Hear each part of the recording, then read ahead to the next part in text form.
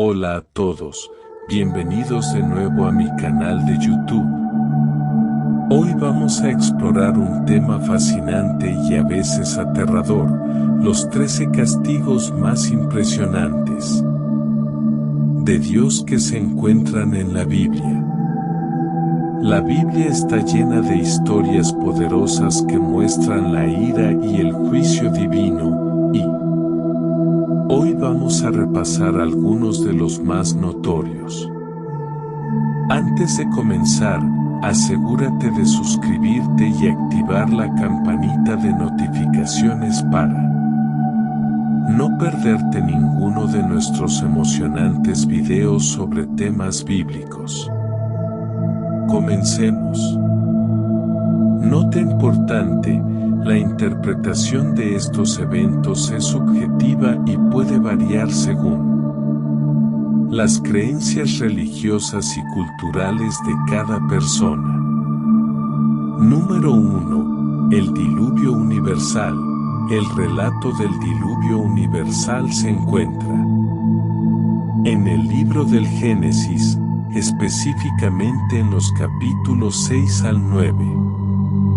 En este relato, se describe cómo Dios, en su descontento con la maldad y la corrupción que había invadido la tierra, decide llevar a cabo un acto de juicio divino en forma de un diluvio catastrófico. Dios, al observar la maldad creciente de la humanidad, se entristeció por su estado y decidió actuar. El texto bíblico menciona que los pensamientos del corazón humano eran de continuo solo malos, Génesis 6:5, y que la violencia y la injusticia se habían vuelto rampantes. No obstante, Dios encontró gracia en Noé, un hombre justo, y decidió salvarlo a él y a su familia.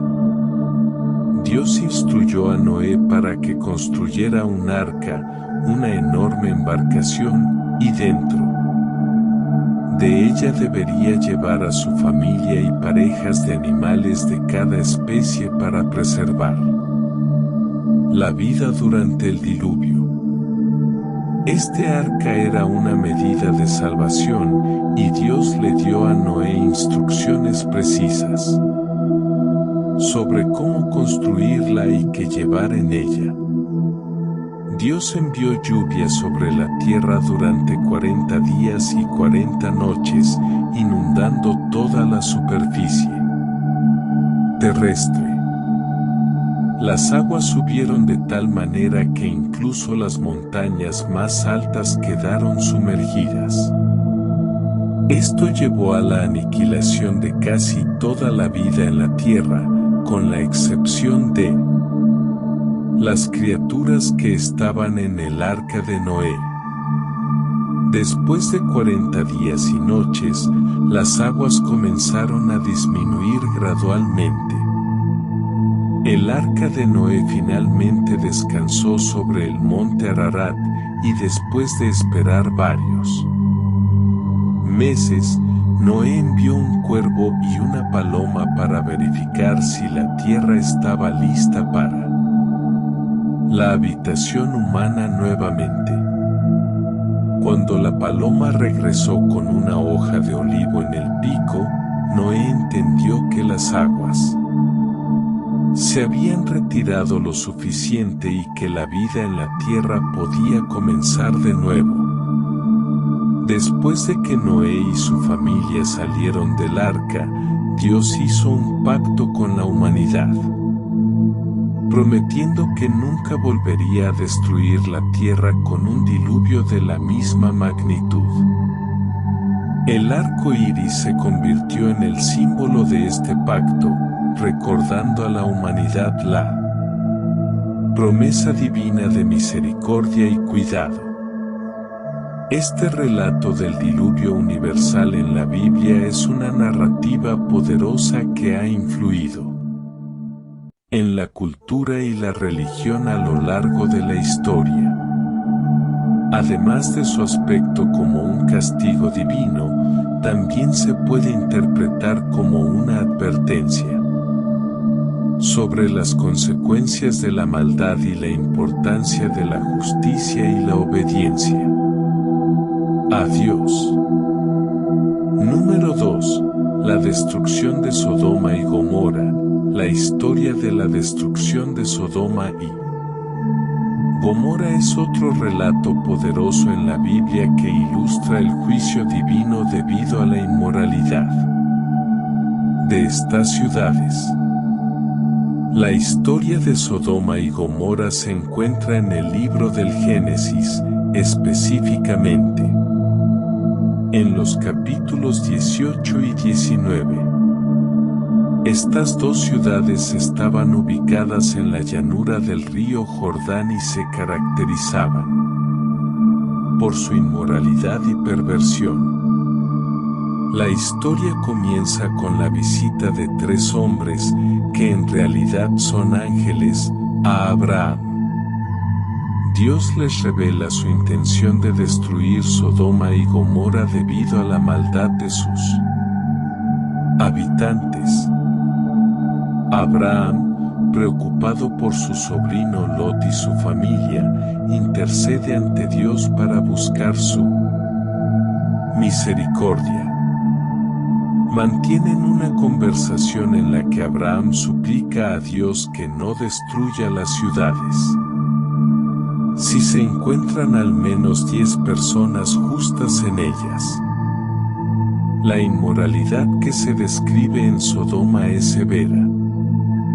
Cuando Lot ofrece refugio a los ángeles en su casa, los habitantes de Sodoma rodean la casa y exigen que Lot les entregue a los visitantes para abusar de ellos sexualmente. Este acto perverso y violento refleja la depravación moral que había tomado control de la ciudad. Los ángeles advierten a Lot y su familia sobre la inminente destrucción de la ciudad y les instan a huir y no mirar atrás. Lot y su familia abandonan la ciudad, pero la esposa de Lot, desobedeciendo las órdenes divinas, mira hacia atrás y se convierte en una estatua de sal como castigo divino. Dios descarga su juicio sobre las ciudades impías. Se desencadena una lluvia de azufre y fuego desde el cielo, que destruye por completo Sodoma y Gomorra, convirtiéndolas en cenizas. Este evento es interpretado como un castigo divino por la inmoralidad y la maldad que reinaban en esas ciudades. La historia de Sodoma y Gomorra se ha interpretado de diferentes maneras a lo largo de la historia.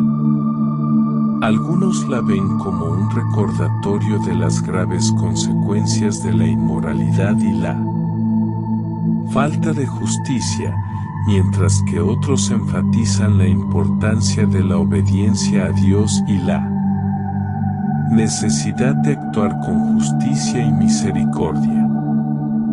Número 3. Las plagas de Egipto. Las plagas de Egipto se encuentran en el libro del Éxodo, específicamente en los capítulos 7 al 12. Este relato se sitúa en un momento crucial de la historia de Israel, cuando los israelitas eran esclavos en Egipto bajo el gobierno del faraón. Dios envió estas plagas como señales y juicios divinos con el objetivo de liberar a los israelitas de la esclavitud egipcia y demostrar su poder sobre los dioses egipcios. Cada plaga tenía un propósito específico y estaba diseñada para persuadir al faraón a dejar marchar al pueblo de Israel. A continuación, describiré brevemente las 10 plagas enviadas por Dios a Egipto. 1. La plaga de la sangre. Dios convirtió el agua del río Nilo y todas las fuentes de agua en sangre, lo que causó la muerte de los peces y volvió el agua no potable. 2. La plaga de las ranas. Miles de ranas infestaron Egipto, invadiendo casas y tierras. 3. La plaga de los piojos. El polvo de la tierra se convirtió en piojos que afectaron tanto a los egipcios como a los animales. 4. La plaga de las moscas. Enjambres de moscas llenaron el país, causando molestias y destrucción. 5. La plaga de la muerte del ganado. Enfermedades mortales afectaron al ganado egipcio, dejando a los israelitas sin ser afectados. 6. La plaga de los úlceras. Los egipcios sufrieron de dolorosas úlceras en la piel. 7. La plaga del granizo. Una tormenta de granizo destruyó cultivos y animales, excepto en la tierra de Gosén, donde vivían los israelitas. 8. La plaga de las langostas. Enjambres de langostas devastaron lo que quedaba de los cultivos. 9. La plaga de las tinieblas. Egipto fue cubierto por una oscuridad espesa durante 3 días. 10. La plaga de la muerte de los primogénitos. La plaga más devastadora, en la que Dios mató a todos los primogénitos en las casas egipcias, incluyendo al hijo del faraón. Después de la 10ª plaga, el faraón finalmente liberó a los israelitas, permitiéndoles salir de Egipto. Este evento es conocido como el Éxodo y es uno de los momentos más importantes en la historia del pueblo judío. El relato de las plagas de Egipto es rico en significado espiritual. Muestra el poder de Dios para liberar a los oprimidos y cumplir sus promesas. También resalta la importancia de la obediencia a Dios y las consecuencias de la obstinación y la opresión. Número 4. La caída de Jericó. La caída de Jericó es un episodio bíblico que se encuentra en el libro de Josué, en el Antiguo Testamento de la Biblia. Es una historia que destaca la fe, la obediencia y el poder divino en la conquista de la ciudad de Jericó por parte de los israelitas. La historia de la caída de Jericó tiene lugar después de que los israelitas cruzan el río Jordán y entran en la tierra prometida bajo el liderazgo de Josué, sucesor de Moisés. Jericó era una ciudad fortificada y estratégica en su camino hacia la conquista de Canaán. Jericó estaba rodeada por murallas impresionantemente altas y robustas que la hacían casi inexpugnable. La ciudad estaba bien preparada para resistir cualquier ataque. Dios había prometido a Josué que entregaría Jericó en manos de los israelitas, pero la estrategia para lograrlo era inusual. Dios le dio a Josué un plan específico para la captura de Jericó. Los israelitas debían rodear la ciudad una vez al día durante 6 días, llevando el Arca de la Alianza y tocando trompetas, pero sin hacer ningún otro ruido. En el 7º día, debían rodear la ciudad 7 veces y luego, al sonido de las trompetas y un grito, las murallas se derrumbarían. Esta estrategia parecía poco convencional y desafiante, pero los israelitas confiaron en la promesa de Dios y siguieron sus instrucciones con fe y obediencia. Este acto de obediencia a Dios y su líder, Josué, es un tema central en la historia. El séptimo día llegó, y los israelitas realizaron las 7 vueltas alrededor de Jericó, seguidas del toque de las trompetas y el grito del pueblo. En ese momento, las murallas de Jericó colapsaron milagrosamente, y los israelitas pudieron entrar en la ciudad y tomarla. Un aspecto importante de esta historia es la salvación de Rahab, una prostituta que vivía en Jericó. Rahab había ocultado a los espías israelitas y se había convertido en creyente en el Dios de Israel. Debido a su fe y protección a los espías, ella y su familia fueron salvadas de la destrucción de Jericó. La caída de Jericó es un relato que destaca la importancia de la obediencia a Dios, la fe en sus promesas y cómo Él puede hacer lo que parece imposible. También muestra que Dios utiliza a personas inesperadas,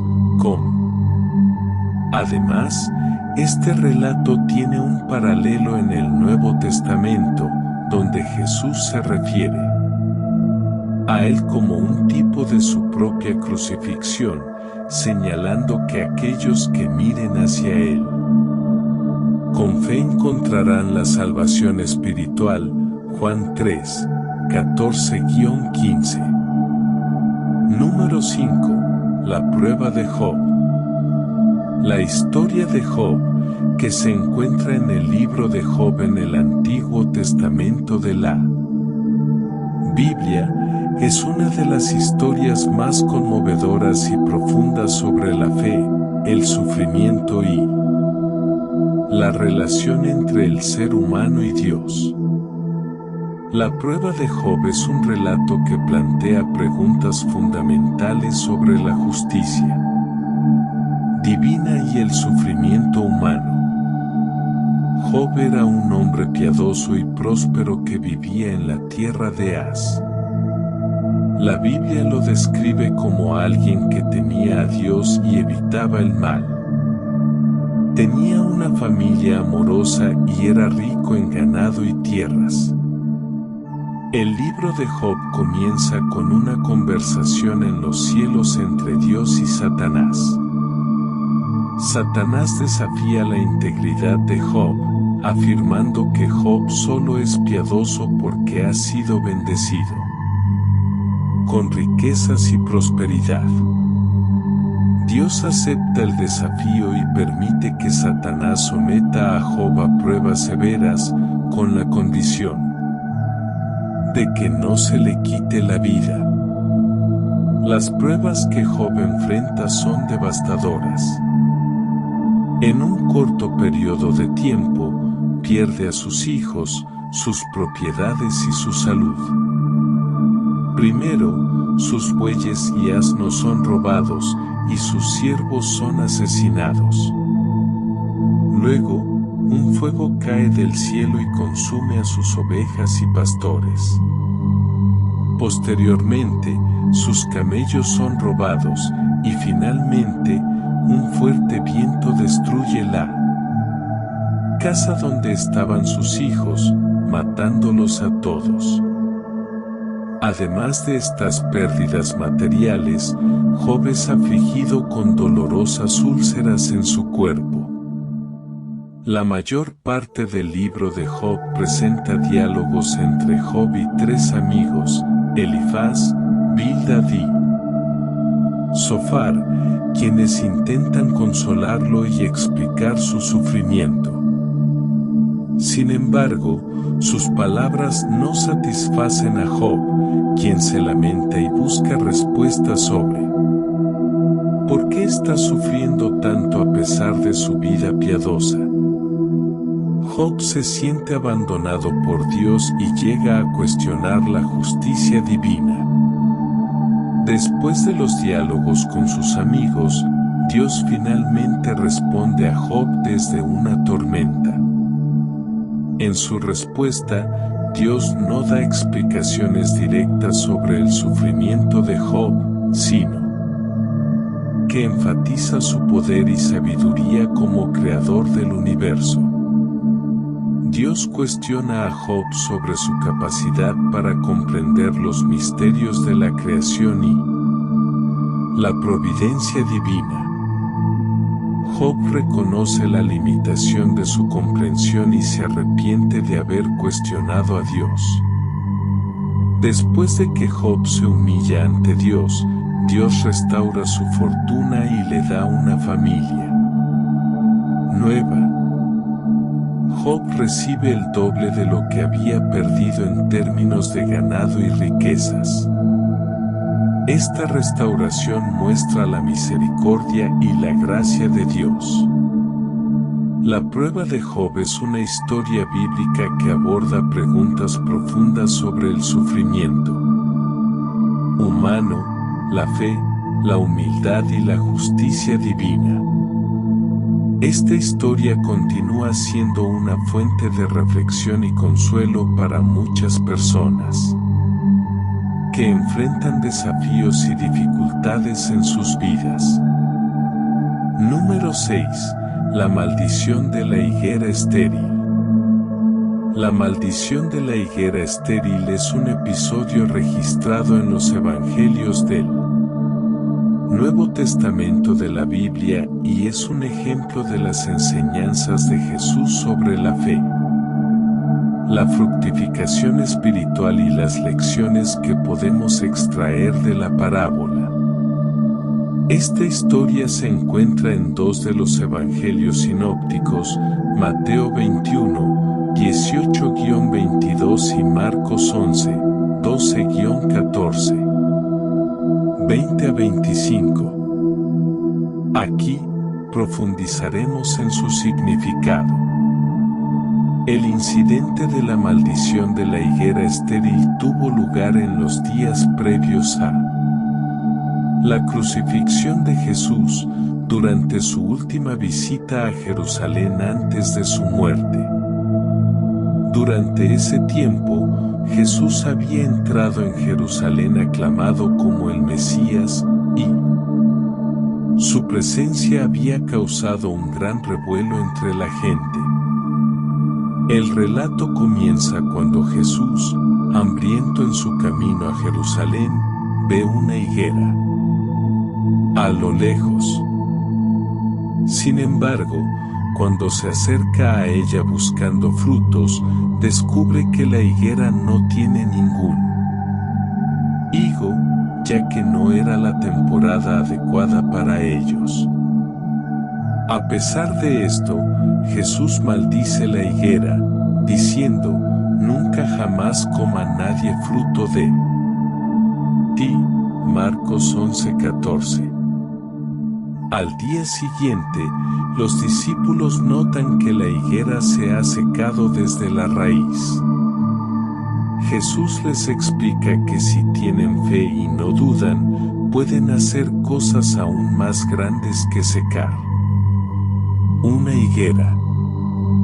Esto se interpreta como un mensaje simbólico sobre la importancia de la fe y la conexión con la capacidad de hacer obras significativas. La maldición de la higuera estéril es un relato que enseña varias lecciones espirituales importantes. 1. La importancia de la fe. Sin duda, Jesús destaca la importancia de la fe como un componente fundamental de la vida cristiana. La fe en Dios y en sus promesas es esencial para la fructificación espiritual y el cumplimiento de la voluntad divina. 2. El llamado a la productividad espiritual. la higuera estéril, que no produce fruto. Puede ser vista como una metáfora de la falta de fe y acción en la vida de alguien. Jesús nos insta a ser fructíferos en nuestro. 4. La comunidad cristiana es un lugar de sinceridad y apoyo mutuo. Los primeros cristianos compartían todo lo que tenían en común y se apoyaban mutuamente. La historia de Ananías y Zafira enfatiza la importancia de mantener la integridad en la comunidad cristiana. Número 8. La caída de Herodes Agripa. La caída de Herodes Agripa y es un evento que se registra en el Nuevo Testamento de la Biblia, específicamente en el libro de los Hechos de los Apóstoles, capítulo 12, versículos 20 a 23. Esta historia ofrece un ejemplo dramático de la soberanía divina y cómo Dios puede intervenir en la vida de las personas para manifestar su gloria y su justicia. Herodes Agripa y era un rey tetrarca judío que gobernaba sobre una parte del territorio de Israel en el primer siglo d.C. Era nieto de Herodes el Grande y fue conocido por su relación con la comunidad judía y su interacción con los primeros cristianos.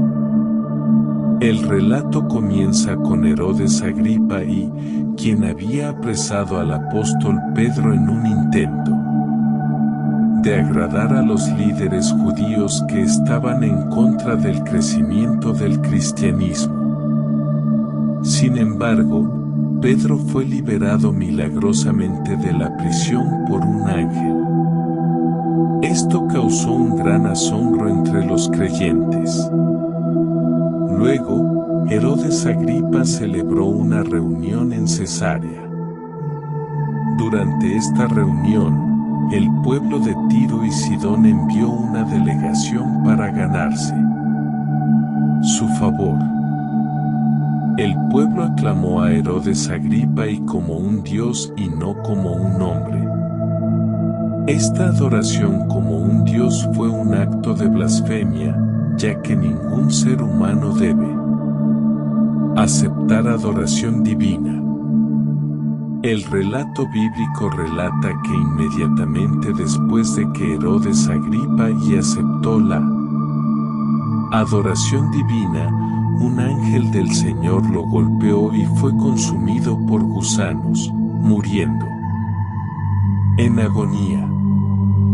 La Biblia describe que un ángel del Señor lo hirió, por cuanto no dio la gloria a Dios. Y fue comido de gusanos, y expiró. Hechos 12:23. La caída de Herodes Agripa y es un ejemplo impactante de la justicia divina. Algunas lecciones espirituales que podemos extraer de este relato incluyen: 1. La soberanía de Dios. El relato enfatiza la soberanía de Dios sobre la vida de las personas y su capacidad para intervenir en situaciones humanas para manifestar su gloria y justicia. 2. La importancia de dar la gloria a Dios. La historia muestra la gravedad de recibir adoración que pertenece solo a Dios y la importancia de darle la gloria a Dios en lugar de atribuirla a los seres humanos. 3. La fe en Dios en medio de la persecución, a pesar de la persecución que enfrentaban. Los primeros cristianos, su fe y confianza en Dios les permitieron ver milagros y superar obstáculos. 4. El poder de la oración. Este episodio ocurre en el contexto de la oración constante de la comunidad cristiana por Pedro mientras estaba en prisión. La liberación milagrosa de Pedro muestra el poder de la oración. Castigos y juicios proféticos. Número 9. La Gran Tribulación. La Gran Tribulación es un concepto apocalíptico que se encuentra en la Biblia, especialmente en el libro de Apocalipsis, y es parte de la teología escatológica cristiana. Este periodo se caracteriza por ser un tiempo de juicio global sin precedentes que culmina en la segunda venida de Jesucristo y el establecimiento del reino de Dios en la tierra. La idea de la Gran Tribulación se basa en diversas profecías contenidas en el Antiguo y el Nuevo Testamento, aunque se menciona de manera más prominente en el libro de Daniel y en el libro de Apocalipsis. Estas profecías describen un periodo de sufrimiento y aflicción inmenso que afectará a toda la humanidad en los últimos tiempos antes del regreso de Cristo. Aunque las interpretaciones pueden variar entre las diferentes corrientes del cristianismo, algunas características comunes de la Gran Tribulación incluyen: 1. Juicio divino.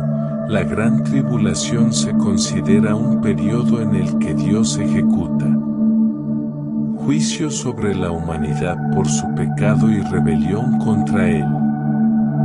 Se asocia con una serie de cataclismos naturales y desastres, así como con eventos sobrenaturales. 2. Persecución de los creyentes. Se profetiza que durante este tiempo, los cristianos serán perseguidos y enfrentarán una gran presión para renunciar a su fe. Algunas interpretaciones sugieren que habrá un sistema global que buscará suprimir y erradicar el cristianismo. 3. Líder mundial carismático. En el libro de Apocalipsis se menciona a un líder mundial carismático y maligno conocido como el Anticristo o la Bestia. Este líder engañará a muchas personas y desempeñará un papel central en la Gran Tribulación. 4. Cataclismos y desastres naturales. Las profecías hablan de terremotos, plagas, hambrunas, guerras y otros eventos catastróficos que afectarán a la tierra durante este tiempo. 5. Duración incierta. La duración exacta de la Gran Tribulación no está especificada en la Biblia y las interpretaciones varían. Algunos creen que durará 7 años, basados en una interpretación de la Seten. La ciudad inacabada fue llamada Babel, que significa confusión en referencia al evento que tuvo lugar allí. La historia de la Torre de Babel lleva consigo varias lecciones espirituales importantes. 1. La soberanía de Dios. La historia destaca la soberanía de Dios sobre la humanidad y su capacidad para intervenir en los asuntos humanos según su voluntad. 2. El peligro del orgullo y la ambición desmedida. La ambición de la humanidad de construir una torre hasta el cielo se consideró un acto de orgullo y desobediencia. Esta historia advierte sobre los peligros de la arrogancia y la exaltación propia. 3. La diversidad cultural y lingüística. La confusión de lenguas resultante de la historia es vista como la causa de la diversidad de idiomas y culturas en el mundo. Esto subraya la idea de que la diversidad es parte del plan divino. 4. La importancia de la obediencia a Dios. La historia sugiere que obedecer los mandamientos y la voluntad de Dios es fundamental para vivir en armonía con Él y con los demás. Número 12. La lepra de Miriam. El incidente de la lepra de Miriam se encuentra en el Antiguo Testamento de la Biblia, específicamente en el libro de Números, capítulo 12. Esta historia es un ejemplo de la forma en que Dios actuó para defender la autoridad y el llamado de Moisés como líder del pueblo de Israel y también para enseñar lecciones sobre la importancia de la sumisión y el respeto a la autoridad divinamente establecida. En este punto de la historia, los israelitas han salido de la esclavitud en Egipto y están en el desierto, en su camino hacia la tierra prometida. Moisés ha sido designado por Dios como el líder y el profeta a través del cual Dios se comunica con el pueblo. Miriam y Aarón, hermana y hermano de Moisés respectivamente, también son líderes reconocidos en la comunidad. Números 12 comienza con Miriam y Aarón criticando a Moisés por su matrimonio con una mujer cusita, lo que desencadena una discusión sobre la autoridad de Moisés. Ellos cuestionan por qué Moisés es el único que recibe revelaciones divinas y argumentan que ellos también son profetas y merecen igual reconocimiento. Dios responde inmediatamente a la crítica de Miriam y Aarón. La Biblia relata que Dios llamó a los tres hermanos a la tienda de reunión, donde Dios descendió en una nube. Entonces, Dios afirmó la singularidad de Moisés como profeta y líder, declarando: si hay un profeta entre ustedes, en visión me daré a conocer a él, en sueños hablaré con él. No es así con mi siervo Moisés, él es fiel en toda mi casa. Boca a boca hablo con él, claramente y no en enigmas, y él ve la apariencia de Jehová. Números 12, 6-8. Después de esta declaración divina, la ira de Dios se encendió contra Miriam y Aarón por su rebelión y crítica a Moisés. Dios castigó a Miriam con lepra, cubriendo su piel con la enfermedad. Aarón, aunque también estaba involucrado en la crítica, no fue afectado de la misma manera. Aarón reconoció su pecado y suplicó a Moisés para que intercediera ante Dios en favor de Miriam. Moisés oró a Dios en nombre de Miriam, pidiendo su sanación. Dios escuchó la oración de Moisés y sanó a Miriam después de que ella fuera separada del campamento durante 7 días. Número 13. La caída de Lucifer y sus ángeles rebeldes. La historia de la caída de Lucifer y sus ángeles rebeldes es un tema que ha sido objeto de interpretación y debate en la tradición religiosa cristiana a lo largo de los siglos. Aunque no se describe de manera explícita en la Biblia en un solo pasaje específico, la mayoría de las referencias a este evento se basan en interpretaciones de pasajes bíblicos dispersos, como Isaías 14, 12-15 y Ezequiel 28, 12-19, que se han asociado con la figura de Lucifer o el lucero de la mañana. Isaías 14, 12-15. Este pasaje es a menudo citado en relación con la caída de Lucifer. Dice, como caíste del cielo, oh lucero, hijo de la mañana.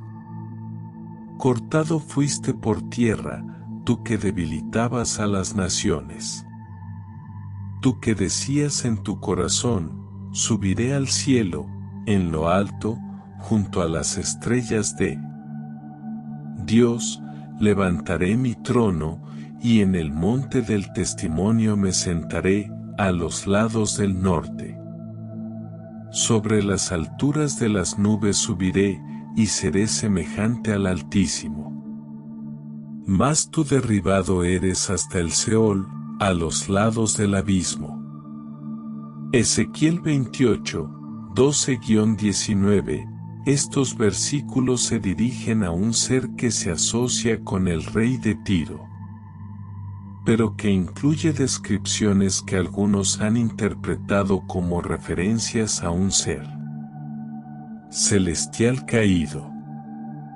Se menciona su belleza y sabiduría, pero también su orgullo y rebelión contra Dios. A pesar de la falta de un relato detallado en la Biblia, la tradición cristiana ha desarrollado una narrativa en torno a la caída de Lucifer y sus ángeles rebeldes. Según esta tradición, Lucifer era un ángel creado por Dios que se volvió orgulloso y ambicioso, deseando igualar su posición con la de Dios. Su rebelión llevó a una guerra en el cielo, y él y sus seguidores fueron arrojados